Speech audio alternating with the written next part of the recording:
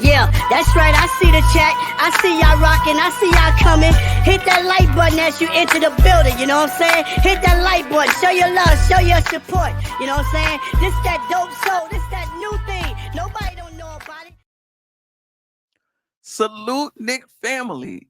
How we feeling today? What's the vibe? The Knicks went into Madison Square Garden for their home opener, the first game at home game at the Garden, at least in the regular season for Karl Anthony Towns, Mikal Bridges, the new additions, and they returned the whip ass to Indiana. You know, they couldn't give it to Boston. They had to, at least not yet, not until February, but they gave it to Indiana. We all been there, you know, where we get something that's not meant for us. Like, "Yo, what did I do?" The person is upset over something that happened yesterday or that happened to another person, and you just happen to be the next person up. You just happen to be there. That was Indiana. The Knicks came out with a lot of intensity on the defensive end, more cohesion, I thought, and we'll get more into it on the offensive end. Um, just a really good showing for them, and it's good when you have a team that can respond. I mean, I don't think any of us had any doubts that they would. It does tell you there's been a lot of turnover on this team, but it still tells you about the mental metal of this team, the way they came out last night. We already know who the starters are. Just want to get right into it as far as them rebounding from the first game against Boston. Better defensive effort, fighting over screens. They were more on the string. Halliburton with 0 points. I think he took 8 shots, 7 of them for 3, did not hit, not one. And the Knicks defense had something to do with that.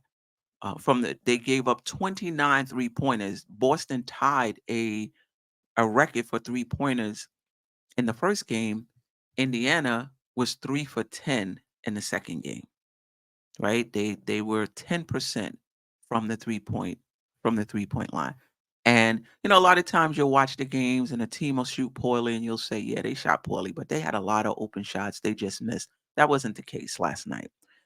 Indiana shot 30%, and the Knicks had a lot to do with that. The Knicks won the rebounding game as well. 43 rebounds to 33 rebounds. As far as offensive rebounds are concerned, it was the same, 11-9. But just kudos to Josh Hart. We'll talk about him later with, I believe it was 3 offensive rebounds. Karl Anthony Towns with 4 offensive rebounds, getting a second chance opportunity. Second chance points was close, though, still. 11 for the Knicks, 10 for Indiana. Balanced scoring.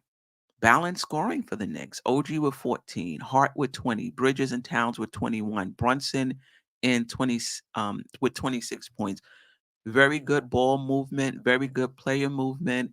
I think it was more about whoever was open took the shot. Whoever was open took the shot. I didn't feel like any one player was dominating the moment, dominating the game offensively. And listen, there'll be games like that where you're hunting mismatches and maybe Towns gets more shots than the others, or Brunson will get more shots than the others because again, you're hunting the mismatch and you want to take advantage of mismatches. Last night, it was just even scoring across the board. Just a pleasing game to watch. So kudos to the Knicks for the rebound last night. Balance scoring. We talked about that. So I wanna spotlight a few players. Let's start with Bridges last night. 33 and a half minutes, 21 points, 1 rebound, 5 assists on splits of 66.7, 66.7, and 75. He was getting a lot of heat, unnecessarily so, in my opinion, after like one game. And obviously how he played in the preseason, but it was just a matter of time, in my opinion. And he got right in the second game, excuse me, second half against Boston, and he was right last night. Very efficient. He played in the flow of the game. He played within themselves, and we were able to get a glimpse of his bag. the mid-range, playing in the post, the three-point shot, the ability to handle the ball. He had 5 assists last night, right? So he's somebody who can get his own shot, but he's also somebody who can create shots for others. He's a secondary ball handler. He ran with that second unit, which gives him more space to shine. He was the focal point in that second unit, and he did his thing. I believe Bridges is going to be huge for us. That shot looks good. Like I said before, he's in flow. I'm really loving what I'm seeing from Mikal Bridges, and it's just the second game. It's not even like it's taken 5, 10 games for him to get into his flow. It took one half, right? I think he had, I don't know, 0 for 4, 1 for 5, something like that in the first half against Boston. But in the second half, he was 7 for 8. So he got right in the second half of Boston, and it's continuing. Bridges is going to be that dude. He is going to be that dude. And I'm happy for him. And I'm happy for the Knicks. They gave up a lot for him. But the Knicks have been historically good, at least recent. I'm not going to say historic, recently, of getting guys before they pop, right? Julius Randle grew with this organization, turned into an all-star, all-NBA player. Brunson, we got him before he popped, right? He's all-star, all-NBA player, the head of the snake on the championship contending team. DiVincenzo, the 1 year he was here, he had a career year. Bridges is next. Bridges is next. All right, I want to talk about Josh Hart. A lot of talk about whether or not he should be in that starting lineup when Precious comes back. Maybe Precious should be in the starting lineup. I don't know. I don't know. I'm starting to like what I see from Josh Hart in that starting lineup. He doesn't command the ball. He does not command the ball. He's the guy that does all the little things. Sure, if you need him to score, he can score. Didn't, he was a 20 and 10 guy, 20 points, 10 rebounds last night. But I think it was just 1 for 6 or 1 for 7, 1 for 6 from the 3-point line. And a lot of us are encouraged that he just took them, that he took them in the flow of the game, but didn't shoot them well, but did everything else. 10 rebounds, his ability to get a defensive rebound, um, and and go coast to coast. To get us second chance opportunities. He's undersized. He's a great rebounder for his size, right? Whether you're playing him at the 2, the 3, or even the 4, great rebounder, and he can guard up. He can guard up. So Mikal, Bridges, OG Anunoby, and Hart, well, those three are all switchable. So I don't know. I might have to rethink him coming out of that starting lineup last night. 10 rebounds, 3 assists on splits of 53.3, 16.7, and 75% from the free throw line. He was plus 35, right? At the highest plus minus on the team. Listen, if we got Bridges coming into his own, getting comfortable with the Knicks, with his new team, and then you got Hart in basically mid-season form, that bodes well for the Knicks. I know there was a lot of fans, jumping out the window over the Boston massacre. Some of it was the Knicks, but a lot of it was Boston. Just trying to send a message, being a more, you know, uh, complete team, at least at this point, with the chemistry and the continuity and being champs and trying to prove a point and coming off the ring ceremony. A lot of it was Boston. Some of it was the Knicks. But the Knicks rebounded last night. This was a team that shot, I believe it was 66% against them last season. So we know that this is a potent offense, and the Knicks just shut it down. They just shut them down. You know, kudos for them. Carl Anthony Towns, another one, had a really good game. 32 minutes, 21 points, 15 rebounds, 4 of them offensive, 1 steal, 2 blocks on splits of 45.5, 100, 190, right? And he went to the free throw line 10 times and made 9 of them. You know, when we did the preseason show, the preview show, I should say, and what did I want to see from Towns? I wanted to see more recognition on offense. When you have a big on you, you want to take them outside, hit the three, take the three, drive by them. If you have a small on you, you want to take them in the post, no fadeaways. Take back them down, take your shot in the key. And I wanted to see him get to the free throw line more. And he's been doing that. And he's been doing that. I thought last night he was another one. Allowed the game to come to him. I'd actually like to see the Knicks go to him a little more. When he sets that pick for Brunson, a lot of times Brunson takes the shot. I mean, okay. But there were plenty of opportunities on those picks for him to hit Towns, particularly if he has a mismatch. So I would like to see them do that more. There was one or two occasions where he was in the post and whoever had the ball on the wing would pull up for a three. I think one of the times it was Josh Hart. I mean, like, come on. Cat's in the post with a smaller guy on him, which is the entire Indiana team, is smaller. Get him the ball. Let him do his thing. I thought the recognition was there for Towns. He took a lot of his shots in the post. I think he only took 2 3-pointers, made both of them. Took a lot of shots in the post, and he was patient. He was patient. He got the shot he wanted. Every shot, if I'm not mistaken, that he got in the post was in the key. No fadeaways, no tough angle, twisting pirouette shots, you know, in the key. Um, and he did that. He's very efficient from the field. So and he's an excellent free throw shooter. So he doesn't really need a lot of shots to contribute 20 plus points to the team just because of his efficiency. He doesn't need to dominate the ball. And this is where you get to see the beauty of a Towns, that even when he's not dominating the ball, his presence is helping the offense in terms of spacing.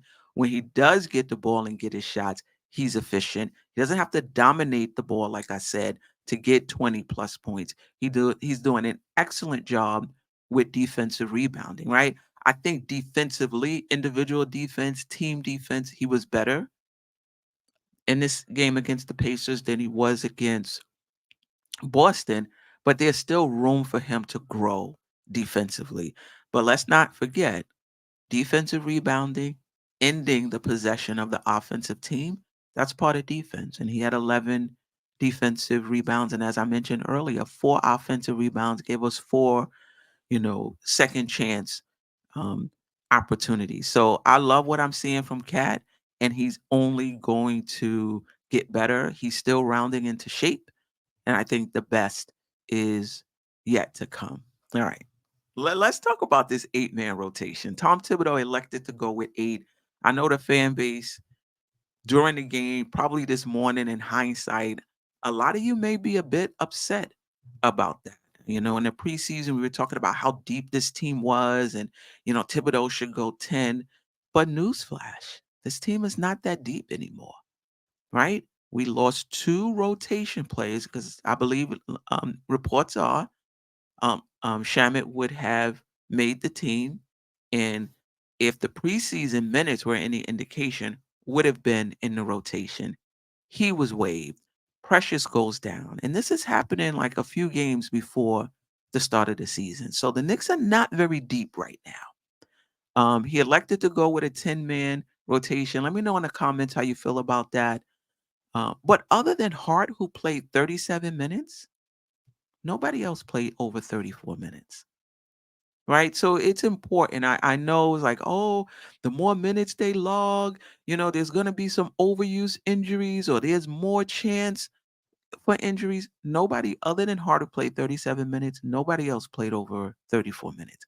I think it's too early in the season to be concerned about overuse injuries. It's 2 games, right? Even if you play 40 minutes each over 2 games, that's just 80 minutes, right? So I think it's too early for overuse minutes. When Precious gets back, The Knicks are probably going to sign another veteran. I don't know whether they're going to wait for Shaman or not, but they're probably going to sign, someone else to minimum, a vet minimum contract at some point during the season. I think they have 14 days to do so. I think you can be under 14 for 28 days for the season, 14 games max at a time. So at some point they're gonna sign someone. But for now, this is what it is. Brunson played just 30 minutes. Bridges played 33 and a half minutes. Towns played 32 minutes. So yes, it was only 8. I The 3 bench players that he did play probably got a little more minutes than they would have, but then because it was a blowout, you know, Porty with 6 minutes, Daddy A with 4 minutes, Kolick with 4 minutes, so that helped to keep the individual minutes down. I wouldn't be too concerned about an 8-man rotation, and the way the Knicks got beat down against Boston, yeah, you do need to tighten it up. The Knicks have to get their chemistry together. You got to get used to playing with each other, certain groups playing with each other. 8-man rotation for now is fine, particularly if that ninth man is not apparent. Like, who's the ninth man? Right? If Precious was here, you'd be like, okay, we know who the ninth guy is. But now, who's the ninth guy? Porty, Daddy A, who's the ninth guy? And when you have Brunson playing 30 minutes, Bridges 33 and a half, Towns 32. So you're bringing in that ninth guy to take minutes away from who? Maybe Hart. Instead of 37 minutes, he plays 34. Again, I think the 8-man rotation, the Knicks would be okay. Let's not worry about overuse injuries this early into the season. I would say, though, you know, if you want to argue that the game was out of hand and maybe the situational players in this case Hakporti, um, Kolick, and Daddy could have came in a little earlier. I mean, you can argue that, but they started coming in at the 6-minute mark. Remember, Thibodeau has a history of playing his starters down to 2 minutes in the blowout game. So the fact that they came in with 6 minutes, you know, is definitely, or started to come in with 6 minutes, is definitely an improvement. Thibodeau may, have a little PTSD after getting beat down against Boston. You really want to get the win. You don't want to start, bringing in players at the 9-minute, 8-minute mark. Indiana starts to get a little momentum, and the next thing you know, they're bringing their starters back because their starters were out the game. Next thing you know, they get a little momentum. It looks like they may have an opportunity, and now the starters are going back in the game. So he elected to wait until 6 minutes. I'm not mad at it. I'm not mad at it. Um, an 8-man rotation for the next, I don't know, 2, 3, 4 weeks. I think it's going to be, I think it's going to be fine. All right, let's talk about our next game. We play Cleveland Monday, who are 2-0. They played Toronto and Detroit, so like they really haven't played any strong teams up to this point. They're third in offensive rating, fifth in defensive rating, but again, 2 games against 2 teams that's not slated to make the playoffs. Though I think Toronto, if anybody was to surprise, it would be Toronto. I'm not tripping over this, third offensive rating. The Knicks are fourth in offensive rating, right? I'm not tripping over that. I think it's too early. I just put it there so you can see how they're playing up to this point, but the opponent matters and it's early in the season. I wouldn't put too much um, into that. Again, um, the 3-point defense still has to be on point, right? They're not taking a lot of 3-pointers. They taking 32 a game. The Knicks are, and that's just for 20 ranked 22nd in the league. Again, still early. The Knicks are taking about 28 and a half 3-pointers a game, which is 28th in the league.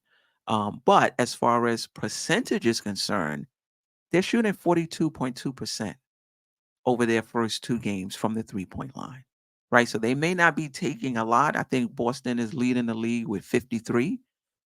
So they may not be taking a lot of them comparatively speaking to the rest of the league, but they're shooting a good percentage, 42.2%. So that means the Knicks need to be up into them, right? That 3-point perimeter defense has to be on point. Can't be giving up open looks, open shots, the same intensity that the Knicks brought against Indiana. Just shut them down from the 3-point line. Again, 3 for 30 for 10%. We need similar effort, second and third effort, fighting over screens, getting out to the 3-point shooters on rotation against these Cleveland Cavaliers. And again, just continue the ball and play movement that we saw um, against Indiana. Continue that and hunt the mismatches. Now I don't think Cat is going to have. Indiana's tall. They got, excuse me, Sh- Cleveland. Jared Allen is 7 foot, Mobley 7 foot, 6'11", something like that. Mobley's light. So I still think even though he has the length, Town should be able to take him in the post.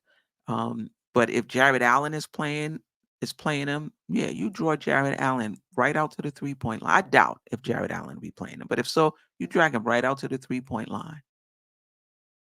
you know, and I would go around him. I wouldn't even put up a three. What I mean? He would have to move his feet, get him in foul trouble. He out of there. You know? So again, 3-point defense, ball and player movement, hunt the mismatches. Brunson on that pick and roll with Cat, you did it a few times. When he was rolling to the basket, you hit him with the bounce pass. But I just think there's more opportunity. Um, in that pick and roll. And I think we should probably run it, more. Um, whether that's the best approach against Cleveland, I would have to think about it. But just overall, I would definitely like to see more of the two-man game between Brunson um and Cat. Again, it's early in the season. It's not really play your game, you know, continue to build chemistry, play good defense, make sure the effort is there, player, ball movement, you know. That's all I got. That's all I got for Monday. All right. Which is the next time when we do play Cleveland. All right. This is where you'll find me tomorrow, Cutting Room Floor podcast, right here on YouTube. I'll talk a little bit more about the 8-man rotation. That meant that our young players, they're not in the rotation, right now. And I know that's disappointing for some. So, I'll talk more about that tomorrow and a few other things. So Cutting Room Floor podcast. I will be on locations. I'll see if I can find a spot somewhere where I can set up and do the podcast. Monday, Queens Court. Actually, it's Mondays at 7:30 p.m., but the Knicks play Monday, so it'll be 6 p.m. on the Nothing But Knicks channel. However, if Sim, the creative Nothing But Knicks channel, is doing his pregame at 6, then there will not be a Queen's Court tomorrow. But most of you are subscribed to the Nothing But Knicks channel. If you're not, you should be. So you'll get the notification of whether there'll be two shows tomorrow, Monday, or just one. If you're not already subscribed to this channel, um, hit the notification button, hit the like button, share the video. I'm really interested to hear what you guys have to say, particularly about the 8-man rotation and whatever else you want to comment on. Comment down below. Monday, myself, Tony Crow from Knicks and Bruises, Lady and the Chef from Two Knicks Chicks, and Geoff Klafter, um, panelists on the Dope Soul Sports Talk, Just NICKIN show, and also the creator of the Happily Ever Klafter daily sports blog. So be sure to check him out. That link is in the description. The game recap, I'll be back Tuesday, lunch break, 12, 12:45. That's all I have. Oh, Just Nickin' the Weekly Show. What am I talking about? Thursdays, 9 p.m. Be sure to, to check out me, Geoff, Ajay, Jerrell, who's been holding me down, from the beginning. It's a lot of fun on Thursday nights. I appreciate you guys for watching. Until next time. Sister, you one of a kind. Yes. Oh, sister, it's time you That's shine. Don't so. Where you at? Where you at? Don't so. Where you at? Where you at? Don't so. What?